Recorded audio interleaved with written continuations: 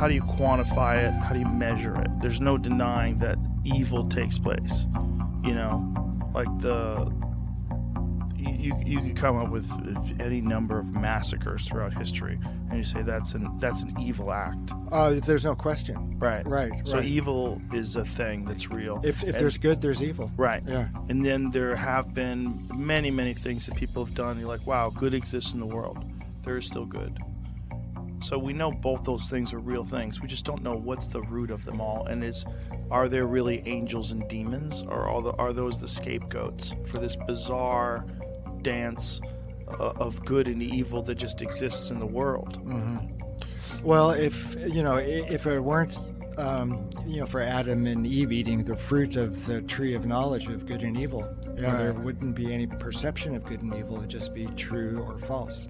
Which is, the reason that Adam and Eve were expelled from the garden, because in the beginning, it was, they were living in a world of either, truth or falsehood. You're right. And after eating the fruit of the difference between good and evil, they became opinionated. Oh, that's good, I like it. That's bad, I don't like it. But the issue of true or false got it became muddled. Yeah. And they no longer were fit inhabitants of the Garden of Eden, paradise. That was a crazy movie because it was a great movie, but it seemed like there was resistance to that movie. Oh yeah, no, there was, which I thought was very strange. There was like Hollywood resistance to that movie. Like people didn't like that you were making it. It seemed like there was a lot of opposition to it, and I don't know. I think if you ever hit on that subject matter, you're gonna get people going, because of course it's big subject matter, and it's like and my contention is, when I was making it was like, you're making this film and the idea was that we're all responsible for this, that his sacrifice was for all mankind, and that for all our ills and all the things in our fallen nature, it was a redemption. So, and I believe that, I actually am, I was born into a Catholic family. I'm very Christian in my beliefs, So I do actually believe this stuff to the full. Because of this claim that they say they saw Jesus resurrected. Like there's something different that goes on there, that they're like, this is a miracle, right? Dead people don't usually rise from the dead. So what is your personal belief when it comes to the resurrection? What do you think happened? Do you have a belief, or do you just try to interpret the text and try to see what is the message? Well, I think, so as a historian, I do think it is a historical question. You have a guy who objectively lived, he objectively died, and then individuals close to his inner circle claim that they see him not dead. Right. Again.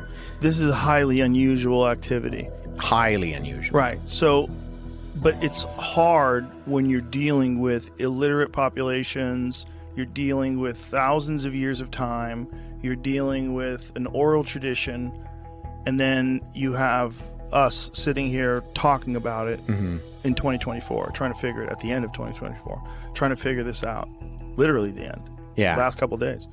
It's very difficult for anybody who thinks of themselves as an intelligent person who's secular to even entertain the possibility that someone died and come back to life. And I get that, but we've already talked about the fact that we don't think that the only thing that exists is matter and motion. We as in you and I, right? Like, we believe that there's something else going on in this world that's a little bit crazy. There's something else, and that to, I think, exclude that, I think excludes something that you're kind of putting blinders on for. And you do have, I mean, you're right in terms of all of these ancient conventions and the ways that things were spread around. But the Gospels are written in the lifetime of the eyewitnesses. And they're written in this period of time where you have groups of individuals who could have fact-checked those things. That's very admirable, but I think for some people it represents bonding of the community. And you could have concerts and lectures and book clubs. I think when they get together and they talk about all the values that Jesus proposed, if Jesus is the higher power, it gives them this sort of, again, moral scaffolding to live their life. Yes. Well, Jesus would probably on the whole provide a fairly good moral scaffolding. Not totally, but Right. he was ahead of his time anyway. So you do think he was a real person? Most of the scholars I've talked to say he probably was. The evidence is not great, of course, but I think I don't think it's that big a deal, actually, because a wandering preacher called Yeshua or Yehoshua would it not be surprising? I mean, it's a common name, right? And there are plenty of wandering preachers. What would be very surprising would be if he raised Lazarus from the dead and walked on water and turned water into wine. And that, of course, did not happen. Well, why couldn't people just drink water either? Why did they have to drink wine? He's trying to get people drunk? Like, what's that all Well, about? that's a separate question. But I think the point I'm making is that it's a very big difference to say, did he exist? And maybe he did, maybe he didn't. Who cares, really? Or that's very different from saying that a miracle worker who really did do miracles rather than conjuring tricks existed. How many people saw his body, right? Well, Paul says that 400 people saw him all at once. 400 people saw the crucifixion? No, saw the resurrected Jesus. Yeah, 1 Corinthians 15, Paul says that Jesus appeared to the disciples, and then he appeared to 400 people all at once. I mean, if we read the Gospel of Luke and the Gospel of Luke and Acts, so same author wrote these both documents, he says that Jesus was walking around teaching them for 40 days after he was resurrected from the dead. And so these are written within a time period when you have people who would have seen Jesus' ministry, who were there, say, at something like the feeding of the 5,000, who could have been able to verify or debunk some of these things that are being said. And you go from a bunch of scared guys who, because Jesus wasn't the only messianic figure who arose and claimed to be the Messiah. Right. There were a number of individuals both prior to and after Jesus, but they die and the movement dies with them. Christianity is the one religion that you're allowed to disparage. Yeah. Christianity is the one religion where people, all these progressive, open-minded, leftist people, they'll embrace all these different religions until it comes to Christianity. And for whatever reason, that represents like white male, whatever it represents, colonialism, whatever it represents, it's negative. Yeah, sure, it's gotten a bad rap. And people do feel free to beat up on it. Mm-hmm. Even I do when I see it's like, when it's not fair, when I think it's off. Right. Like, when they appoint some cardinal in some diocese and he's been covering up for like people who are child molesters. Yes. Or, like Theodore McCarrick or Cardinal Wuerl or those kind of guys. I mean. Or the Pope. Yes, absolutely. I'm Benedict. Not Benny. Well, he was covering up, but so is the guy now. Is he really? Well, yeah. You said that you wrote this. It's a beginner's guide, outgrowing God. Well, it's for young people. I originally wanted to write a book for young children, and publishers didn't want to do that. So they kept pushing the age range up, and so it stabilized at about 15. But I think 14. The first chapter's been read by one 10-year-old of my acquaintance. He loved it. And I think, but really I'm hoping it'll be read by people of all ages. There's one thing that does happen to some people that are indoctrinated very young, that the experience is so negative to them that they rebel. And then they seek out other ways of thinking, and then you find them eventually abandoning the religion. There's a woman named Megan Phelps. Do you know who she is? I think I do. She's yes. Fred Phelps from the Westboro Baptist Church. She was his granddaughter.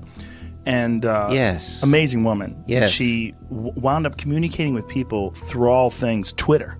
Yes. And met her husband. So she rebelled against her father. Yes. Her grandfather. Yeah, she wound up leaving the church and wound up realizing that she was trapped in some sort of a Christian cult. She's such a unique woman, and she's so kind, and she's so thoughtful and intelligent. It's hard to believe that she's only been out of this cult for a few years. I mean, Twitter's only been around for why wasn't she ruined by it, you're saying? Right, yeah. Why wasn't she ruined by it? And why she is so intelligent? How did she exist in that structure while being so intelligent? I agree. But of course, I feel the same way about apparently intelligent people who believe obvious nonsense. Yeah. And it's hard to understand.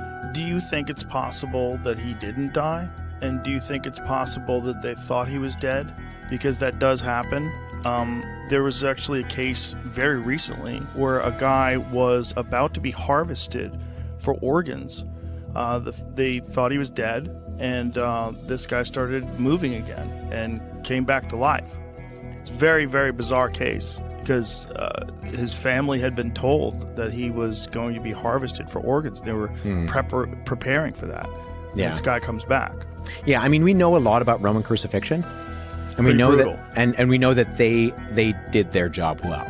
Yeah. And so, in fact, if you look at, say, very skeptical biblical scholars, like non-believing, atheist, agnostic Christian scholars, they will say if we can know anything about Jesus, like they'll cast a doubt on a lot of the things that we read about in the Gospels in terms of the actual historical Jesus of Nazareth. They'll say one thing we can be sure of is that he died by crucifixion under Pontius Pilate. Because we have not just multiple attested documents that we refer to as the New Testament, but Roman and Greek and Jewish writers refer to that claim afterwards and talk about the fact that you have this guy, and it's mocked within earliest Christianity. So one of our earliest, in fact, not one of, the earliest depiction of Jesus on the cross is called the Alexamenos Graphido. And it's probably from the end of the 1st century. And it's it depicts an individual with their arms raised in an act of worship, worshiping a man with a donkey's head who's being crucified. Whoa. And right beside it, it says Alexamenos worships his God in Greek. Whoa. And it's mocking, right? Because crucifixion was for the lowest of the low. It was for like slaves. In fact, if you were a Roman citizen, you were banned from being crucified. Science can sometimes sound arrogant, right? It can sometimes sound like it's the discipline of saying to people, well, you're not right. Yes, yes. And it's not the discipline of saying you're not right. It's saying this is what we found out. Yeah. So I like to say that it provides a framework within which, if you want to philosophize or you want to do theology or you want to ask these deep questions about why we're here, you have to operate within that framework because it's just an observational framework. Yes. So everything we've said is stuff we've discovered. It's not stuff that someone made up, right? We understand nuclear physics. We can build nuclear reactors, for example. So we understand the physics of stars. So we understand that the stars built the carbon and oxygen, and we know how they did it. We can see it because, as I said before, if you look far out into the universe, you're looking way back in time. And as you look back in time, you see less carbon and less oxygen. So we have a direct observation that in the earliest universe, there wasn't any because we can see it. And now we see that there is some, and we know how it was made. So I think it's important to be humble when you're talking about science. And you're not saying this is the way that it is. I mean, you are in a sense, but it's not able to answer ultimate questions at the moment. It's not able to answer even whether the universe had a beginning or not. We don't even know that. It's interesting. We know a lot about crucifixion, but crucifixion was seen as so disgusting. I believe it was Cicero who said that the word crucifixion shouldn't even be on a Roman man's lips. I mean, the word excruciating, right. Ex is off of in Latin, and crus, off the cross. So that's where we get that word, is because this was designed to humiliate, and it was designed to be as painful as possible. There was actually a really good article done by JAMA, the Journal of the American Medical Association, which was done by a number of, I think it was in the 70s or the early 80s. It was done by a group of biblical scholars and then medical professionals. And so they looked at the conventions of what we do know about Roman crucifixion, and then they looked at the descriptions in the gospel to try to figure out, okay, if we could diagnose how Jesus died, how would he have died? And so they basically came up with this idea that he probably asphyxiated to death. You kind of drown in your own blood. But the chances of Jesus surviving the crucifixion, I think, are narrow to none.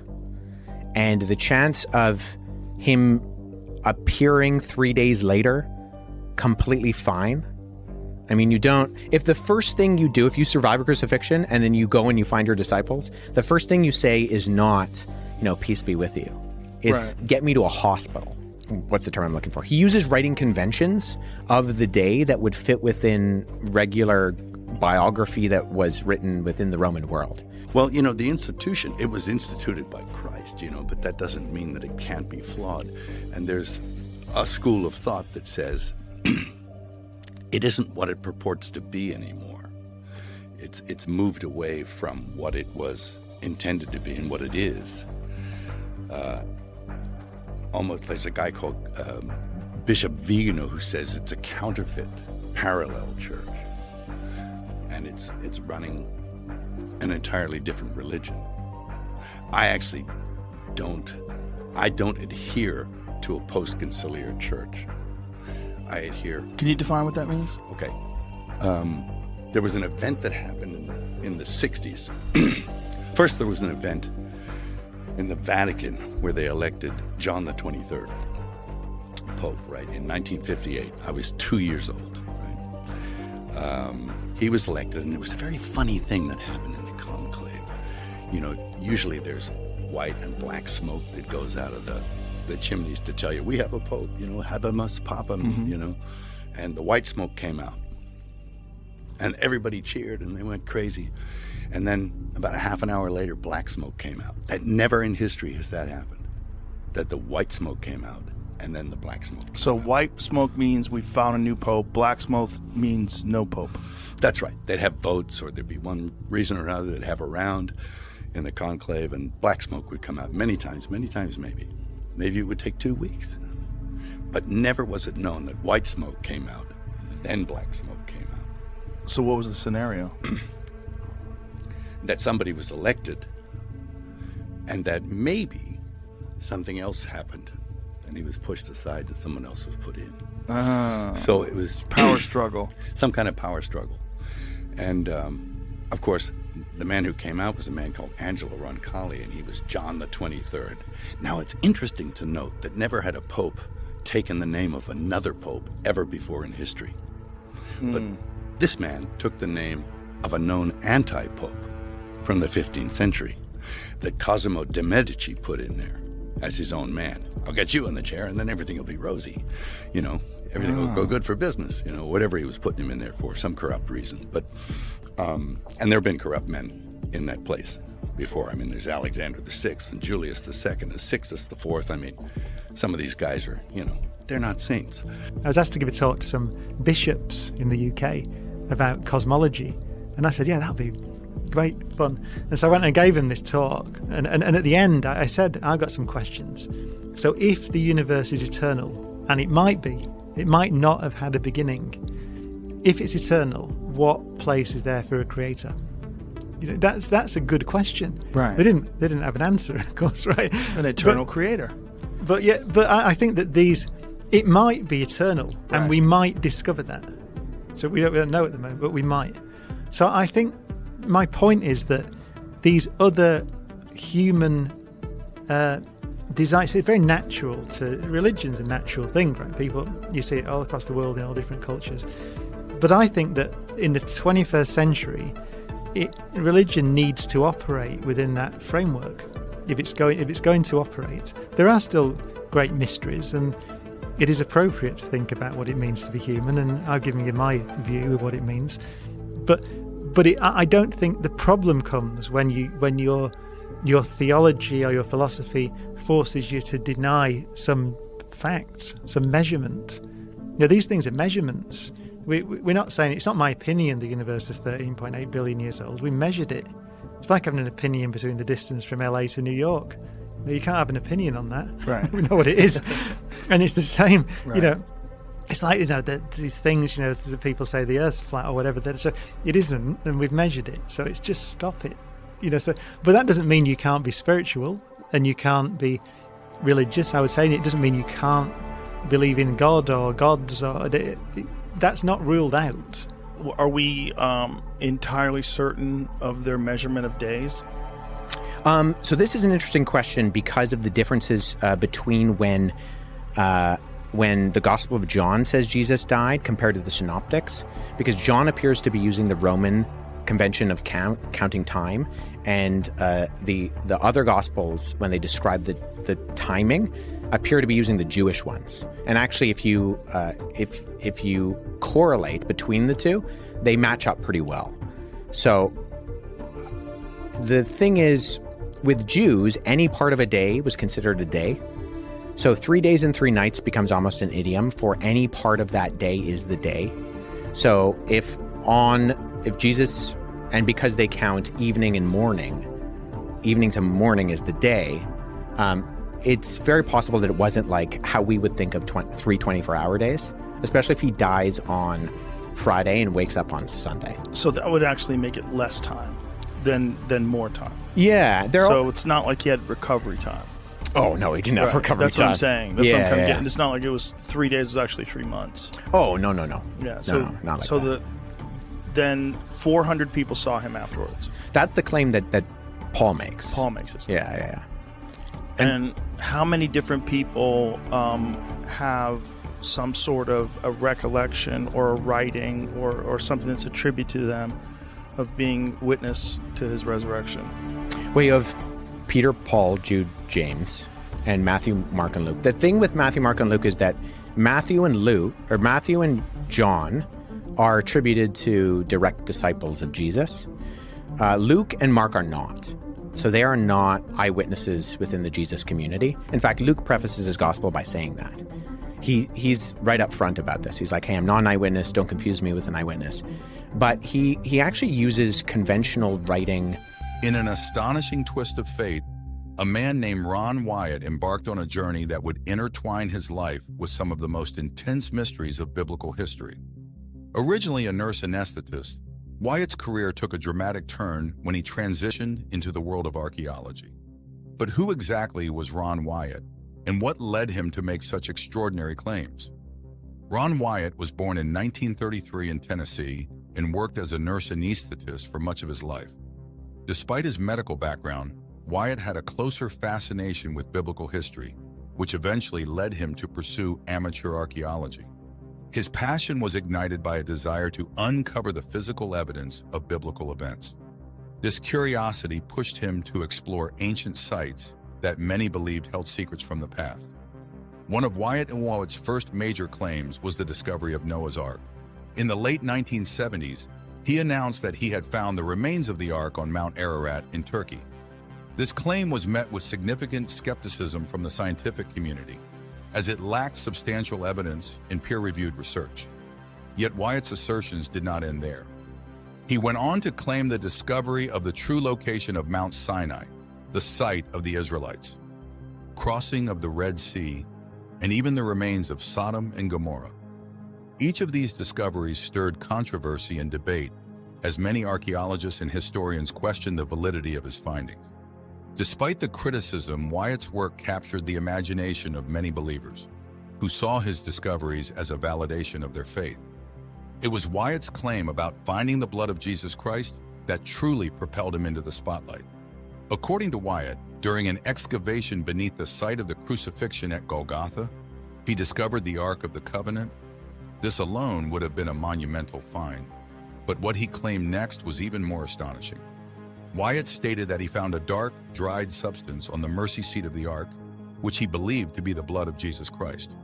The blood, he asserted, had trickled down through a crack in the rock caused by the earthquake at the time of Jesus' crucifixion. This discovery, if true, would have intense implications for both religious believers and the scientific community. The process of analyzing this blood was just as intriguing. Wyatt took the sample to a laboratory in Israel where it underwent various tests. The lab technicians reconstituted the blood and discovered something extraordinary. It had only 24 chromosomes, unlike the typical 46 found in human blood. This unusual chromosomal count suggested a divine origin, fueling further debate and fascination. But why has this discovery remained so contentious? What are the implications of finding such a significant artifact? And why has it sparked such intense debate? As we move more into Wyatt's findings and the reactions they provoked, we will uncover the layers of controversy and the terrible news that comes with it. The site of this groundbreaking discovery is none other than Golgotha, also known as the place of the skull. This historic location, situated just outside the old city walls of Jerusalem, is traditionally believed to be the site of Jesus Christ's crucifixion.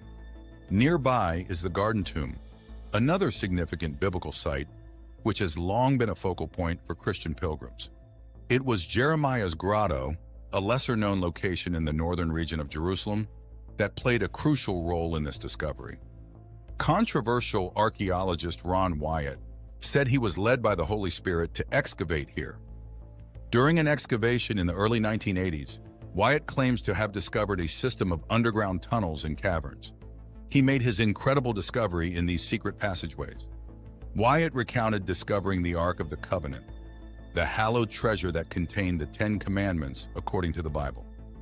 But the discovery didn't stop there. Wyatt noticed a dark substance on the mercy seat of the Ark, which he believed to be dried blood.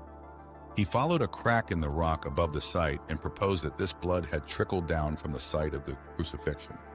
Wyatt was convinced that this was the blood of Jesus Christ, shed during his crucifixion and preserved for nearly 2 millennia. This claim sent shockwaves through both the religious and archaeological communities. The process of confirming the discovery involved several steps. Wyatt took the blood sample to a laboratory in Israel where it underwent extensive testing. The results were nothing short of miraculous. The blood was found to have only 24 chromosomes, 23 from the mother, and a single Y chromosome. This was unlike any other human blood, which typically has 46 chromosomes, suggesting a divine origin. The initial reactions to Wyatt's discovery were a mix of awe and skepticism. Many in the religious community were quick to embrace the find as a divine confirmation of their faith. For them, this discovery was the ultimate proof of the biblical narrative. The scientific and archaeological communities were not as easily convinced. The lack of peer-reviewed documentation and independent verification led many experts to question the validity of Wyatt's claims. Critics pointed out several inconsistencies and gaps in Wyatt's story. For instance, there were no detailed records of the excavation, and the precise location of the laboratory that conducted the test was never disclosed. Furthermore, Wyatt's refusal to allow independent experts to examine the blood sample only fueled the skepticism. Despite the controversy, the discovery continues to captivate the imagination of believers and skeptics alike. Could this really be the blood of Jesus Christ? And what are the implications if it is? The questions surrounding this find are as intense as they are numerous. Once reconstituted, the blood underwent a series of tests to determine its composition and origin. The first shock came when the lab confirmed that the sample was indeed human blood. This was expected, but what came next was astonishing. The technicians proceeded to extract white blood cells and place them in a growth medium, keeping them at body temperature for another 48 hours. This step was highly unconventional, as dried blood is typically considered dead and incapable of cellular growth. When the time came to examine the blood under a microscope, the results defied all expectations. The lab technicians discovered that the white blood cells were viable, but also actively dividing. This led to the stunning claim that the blood was still alive. But what does alive mean in this context? Essentially, it suggested that the blood's cellular structures were intact enough to function as they would in a living organism, a finding that challenged conventional scientific understanding. Jerusalem, a city steeped in history and tradition, holds a special place in the hearts of billions worldwide. Its ancient streets are home to some of the most significant religious sites in Christianity. These sites, including the Church of the Holy Sepulchre, the Garden Tomb, and Bethlehem's Church of the Nativity, are important for their historical value, but also for their intense spiritual significance. These locations are believed to be touchstones of Jesus Christ's life, from his birth to his crucifixion and resurrection. One of the lesser-known yet intensely significant sites is the Monastery of the Flagellation. This monastery is traditionally believed to be the place where Jesus was scourged by Roman soldiers and crowned with thorns. Located in the heart of Jerusalem, the monastery serves as both a place of worship and an archaeological hub. The chocolate-brown habit of the Franciscan friars and the ancient relics within its walls tell stories of faith and history intertwined. Father Eugenio Aliata, a Franciscan friar and professor of Christian archaeology, is a key figure at the Monastery of the Flagellation. His office is filled with excavation reports, measuring reels, and other tools of the trade, embodying the fusion of faith and science. Father Aliata has dedicated his life to protecting and excavating ancient religious sites in the Holy Land. His perspective offers a unique blend of devout faith and rigorous scientific inquiry. Tradition gives more life to archaeology, and archaeology gives more life to tradition. Father Aliata says, showing the symbiotic relationship between the two. In the Holy Land, where tradition is severally rooted in the soil, archaeology often follows the paths laid out by centuries of belief and devotion. This approach respects the spiritual significance of these sites, but also enriches the historical narrative with tangible evidence. For example, the Pool of Bethesda, where Jesus is said to have healed a paralyzed man, was long considered a myth by many scholars. It wasn't until archaeologists discovered the remains of this ancient pool beneath layers of history that the biblical account was given archaeological credence. This discovery exemplifies how tradition and archaeology can validate each other, revealing closer truths about the past. Father Aliata's work often leads him to explore these layers of history. He acknowledges that finding direct archaeological evidence of Jesus Christ is rare and challenging. He argues that dismissing the historical trace of Jesus based on the absence of evidence is flawed. You can't say Jesus doesn't have a trace in history, he asserts, emphasizing that even without concrete artifacts, the impact of Jesus' life is undeniable. The role of tradition in guiding archaeological work cannot be overstated. Sites like the Garden Tomb and the Church of the Holy Sepulchre are revered for their historical claims, but for their ongoing spiritual significance to millions of pilgrims. These locations are living statements to the enduring power of faith and tradition. For many reasons, including this miracle, tourists flock to Jerusalem and Bethlehem from all over the world. These holy towns are historical sites and living embodiments of religion. Every year, thousands of people travel to Bethlehem, especially during the Christmas season, because it is widely thought to be the birthplace of Jesus. Many visitors travel to the Church of the Nativity, which has a silver star marking the site of Jesus' birth, in order to walk on sacred ground and have a highly spiritual experience. Similarly, Jerusalem holds a special place in the hearts of believers. Sites like the Via Dolorosa, the path believed to be walked by Jesus on his way to the crucifixion, and the Mount of Olives, where he prayed before his arrest, draw pilgrims seeking to walk in the footsteps of Christ. These pilgrimages are about visiting historical sites. They are spiritual journeys that renew and strengthen the faith of those who undertake them. The diversity of modern Christian practices is as vibrant as the faith itself. From the solemn processions of Catholic devotees in Spain to the exuberant gospel choirs of African American churches in the United States, Christianity manifests in myriad forms. In Indonesia, for example, Christians rise from their baptism in the Jordan River, wearing gowns depicting Jesus undergoing the same rite. This global tapestry of worship emphasizes how the faith that began as a small Jewish sect has grown into the world's largest and most diverse religion, with over 2 billion adherents. Yet despite this diversity, the core of Christian faith remains the same. The belief in Jesus Christ as the Son of God, his death and resurrection, forms the foundation that unites all Christians. This shared belief is what drives millions to embark on pilgrimages, seeking a closer connection with the divine. Pilgrimages to the Holy Land offer a unique opportunity to experience the biblical narratives firsthand. Walking through the ancient streets of Jerusalem, visiting the Sea of Galilee where Jesus performed miracles, and standing in the Garden of Gethsemane where he prayed, pilgrims find themselves immersed in the sacred history of their faith. These journeys often evoke intense emotional and spiritual responses, reinforcing the timeless relevance of the Christian story. But what makes these pilgrimages truly special is the sense of community they foster. People from different cultures and backgrounds come together, united by their faith. This unity is palpable during events like the Holy Fire Ceremony, where thousands of candles are lit from a single flame, symbolizing the light of Christ spreading across the world. It's a powerful reminder that despite the differences in practices and traditions, the essence of the faith remains universal. As we continue to see the modern expressions of ancient faith, it becomes clear that these practices are more than just rituals. They are intense declarations of belief, connecting the past with the present and believers with the divine. What other traditions and practices continue to inspire faith in today's world? How do these pilgrimages shape the lives of those who undertake them? Jesus of Nazareth, the figure at the heart of Christianity, spent his early years in the small village of Nazareth, situated in the rolling hills of Galilee. Archaeological excavations in Nazareth have revealed a modest agricultural community typical of the first century. The findings include simple stone houses, agricultural terraces, and ancient cisterns, painting a picture of a humble village life. These discoveries provide a backdrop for understanding the early environment that shaped Jesus. Just 3 miles from Nazareth lies Sepphoris, a bustling city that served as the Roman provincial capital of Galilee during Jesus' youth.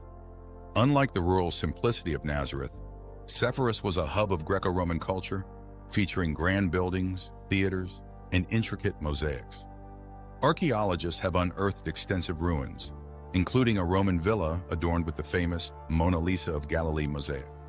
This proximity to Sepphoris suggests that Jesus and his family were likely influenced by the broader cultural and economic activities of this significant urban center. The cultural and political landscape of Galilee during Jesus' time was complex and dynamic. Galilee was under Roman occupation, which imposed heavy taxes and strict controls on the local population. This environment of oppression and social unrest would have sincerely affected the communities living there. The Roman influence was evident in the infrastructure and administrative systems, but also in the cultural exchanges that occurred through trade and interaction. This setting provides crucial context for understanding Jesus' teachings and actions. Some scholars, like John Dominic Crossan, suggest that Jesus was a religious figure, but also a social revolutionary. Crossan, a prominent historian and theologian, argues that Jesus' message was inherently subversive, challenging the socio-political norms of his time.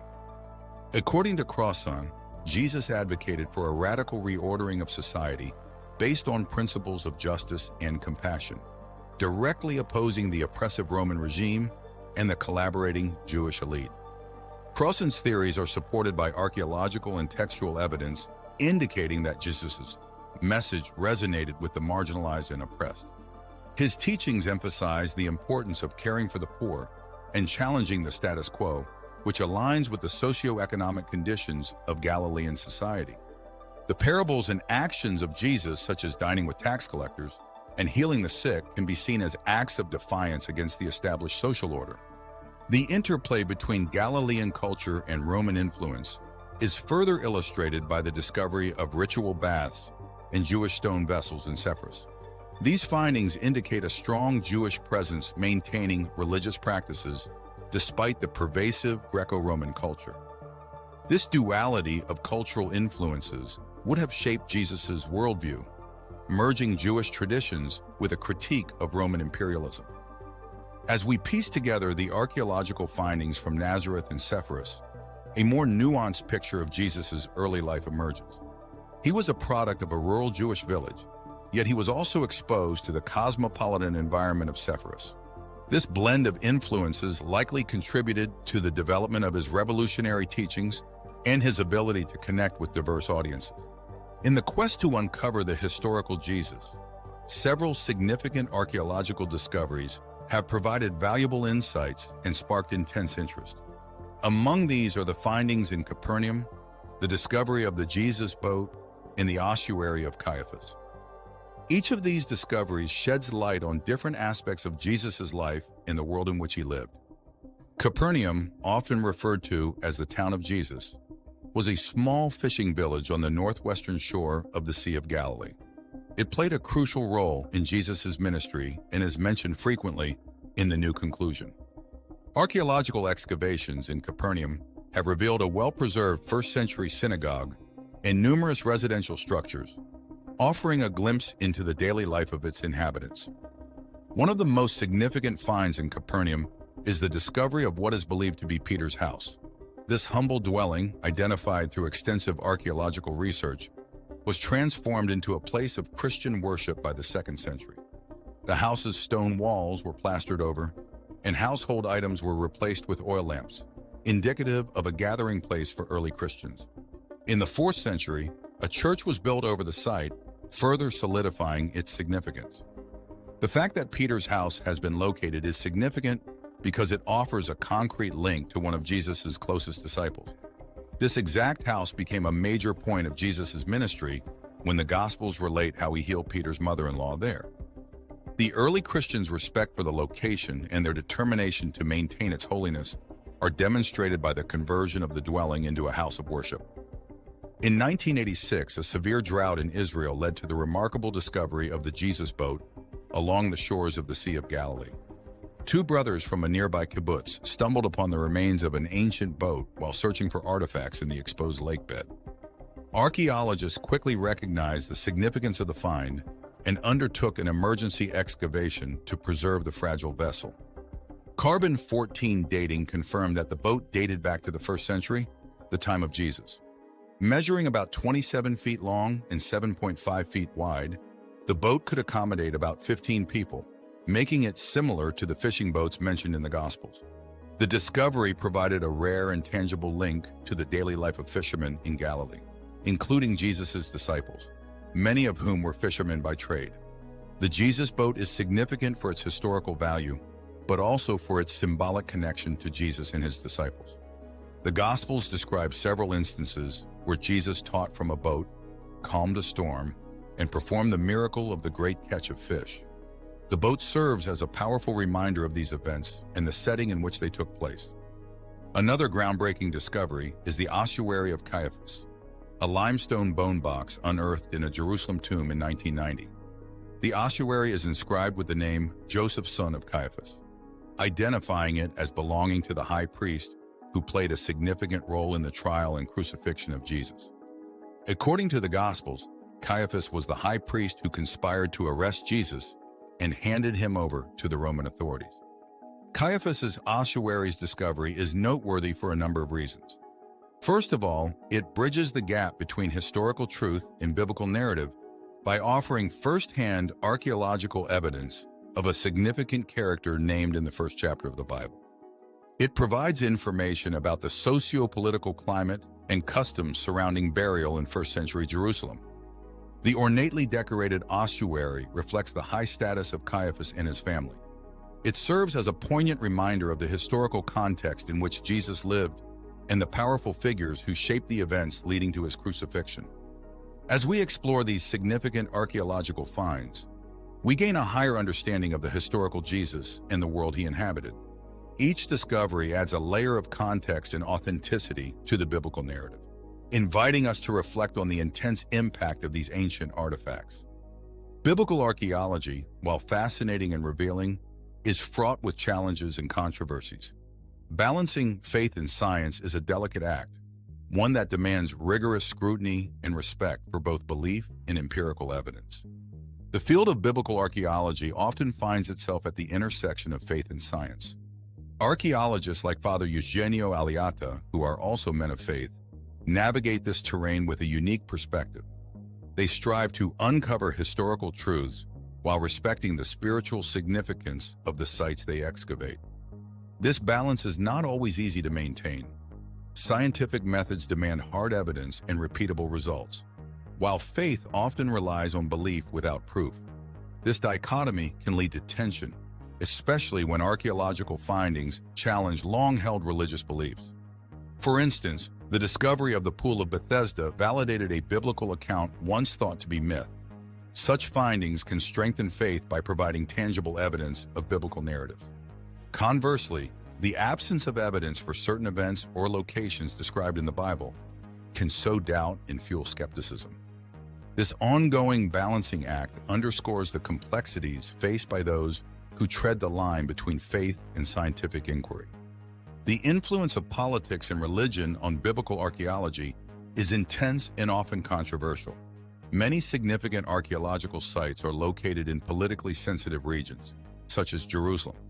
The control and interpretation of these sites can become a battleground for political and religious ideology. Governments and religious groups may fund or obstruct excavations based on how findings align with their agendas.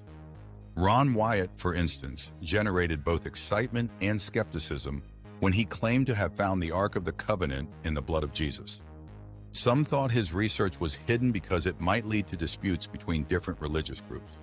Political factors can influence archaeological study, as demonstrated by the purported intervention of the Israeli authorities. Religious influence can also shape archaeological endeavors. Sites like the Church of the Holy Sepulchre and the Garden Tomb are maintained and interpreted by religious organizations. These groups have vested interests in promoting certain narratives that affirm their faith traditions. While this can lead to valuable preservation efforts, it can also result in biased interpretations of archaeological evidence. The interplay between skepticism and faith is a central theme in biblical archaeology. Discoveries like the ossuary of Caiaphas or the Jesus boat can bolster faith by providing physical connections to biblical figures and events. These finds are often met with skepticism from the scientific community, which demands rigorous verification and peer-reviewed research. Skeptics argue that some archaeological claims are driven more by a desire to validate religious texts than by objective scientific inquiry. They caution against accepting findings at face value without thorough investigation. This skepticism is essential in ensuring the credibility and integrity of archaeological research. On the other hand, faith communities may view these discoveries as affirmations of their beliefs, regardless of scientific scrutiny. The belief in the divine and the miraculous often transcends the need for empirical proof.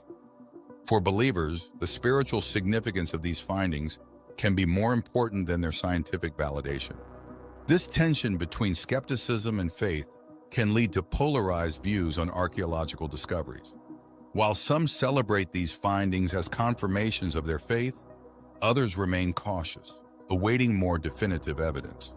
This dynamic reflects the broader relationship between science and religion, where each can inform and challenge the other. These are difficult questions to answer, and we must approach them critically and with an open mind as we continue to look more into the field of biblical archaeology. What further findings might be made, and how would they affect our perceptions of faith and history? The journey through the challenges and controversies in biblical archaeology is far from over. Join us as we uncover more stories that illuminate the complex relationship between faith, science, and history, shedding light on the enduring quest to understand our shared past.